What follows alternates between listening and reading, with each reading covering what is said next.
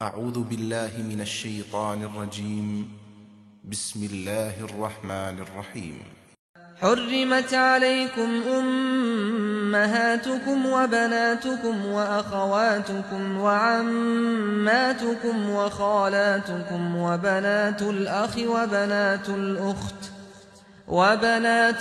وبنات الأخت وأمهاتكم اللاتي أرضعنكم وأخواتكم من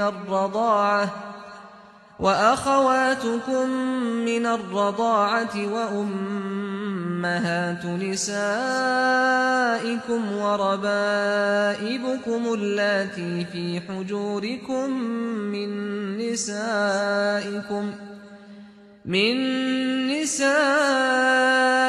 اللاتي دخلتم بهن، فإن لم تكونوا دخلتم بهن فلا جناح عليكم، وحلائل أبنائكم الذين من أصلابكم وأن تجمعوا بين الأختين إلا ما قد سلف، إن الله كان غفورا رحيما۔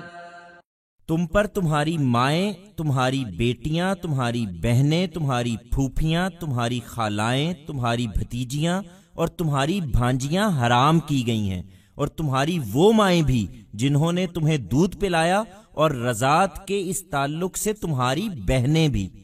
اسی طرح تمہاری بیویوں کی مائیں حرام کی گئی ہیں، اور تمہاری بیویوں کی لڑکیاں حرام کی گئی ہیں جو تمہاری گودوں میں پلی ہیں، ان بیویوں کی لڑکیاں جن سے تم نے خلوت کی ہو، لیکن اگر خلوت نہ کی ہو تو تم پر کچھ گناہ نہیں، اور تمہارے صلبی بیٹوں کی بیویاں بھی۔ اور یہ بھی حرام ہے کہ تم دو بہنوں کو ایک ہی نکاح میں جمع کرو، مگر جو ہو چکا سو ہو چکا، اللہ یقیناً بخشنے والا ہے، اس کی شفقت ابدی ہے۔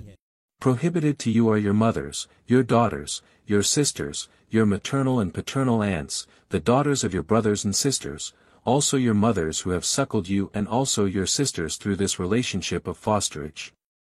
Similarly, the mothers of your wives are prohibited, and your step-daughters raised under you born of your wives with whom you have lain, no offense on you if you have not lain with their mothers, and also the wives of your real sons, and also prohibited are two sisters in wedlock at the same time, except for what has already happened.